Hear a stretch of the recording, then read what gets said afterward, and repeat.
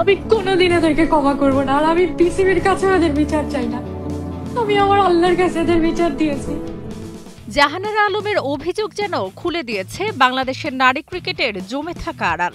সাবেক জাতীয় ক্রিকেটার ও কোচ রেশমা আক্তার আদুরি মাসুদ পারভেজকে দেওয়া সাক্ষাৎকারে বলেন, জাহানারা মুখ খোলার পর মনে হয়েছে আমারও বলতে হবে। জাতীয় দল একটি মেয়ের স্বপ্ন, ওই পর্যায়ে গেলে কুপ্রস্তাব পেলে মুখ বুজে সহ্য করা ছাড়া আর কোনো রাস্তা থাকে না। রেশমা জানান, দীর্ঘদিন কোচিং করে বিভিন্ন স্তরের মেয়েদের কাছে পাওয়া অভিযোগগুলোতে দেখা যায় কারো সামান্য প্রতিবাদ ঘিরে কেবল শাস্তি বা বার্তা দেওয়া হয়।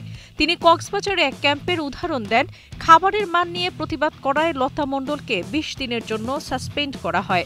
সেই সিদ্ধান্তই অন্যদের ভীতি প্রদর্শন করেছে। টানা তৃতীয়বার অর্জন করেছে দেশের সেরা সুপার ব্র্যান্ড স্বীকৃতি বসুন্ধরা টিস্যু। রেশমা বলেন, সামান্য প্রতিবাদেও মেয়েদের ওপর কত বড় শাস্তির খড়গ নেমে আসে।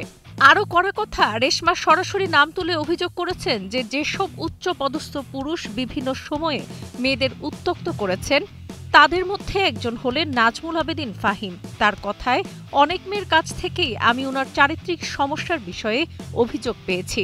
ফাহিম স্যারের বিরুদ্ধে চরম পক্ষপাতিত্বের অভিযোগ তো আছেই। রেশমা দাবি করেছেন, বিসিবি নারী বিভাগের নানা পর্যায়ের কর্মকর্তাদের মধ্যে প্রাপক প্রস্তাব ও মানসিক উত্ত্যক্তি ব্যাপক। তিনি বলেন, অভিযোগগুলো প্রকাশ পেলে বিচার ও তদবিরের দাবি তুলতে ভয় দেখানো হয়, ফলে মেয়েরা মুখ খুলতে সাহস পান না। রেশমা রুখে দাঁড়িয়েছেন। জাহানারা বলছেন, তুমি একা নও, এবং তদন্তের আভাস ডিমান্ডিং একটি সিস্টেম আর নিরাপদ পরিবেশ তৈরি করার।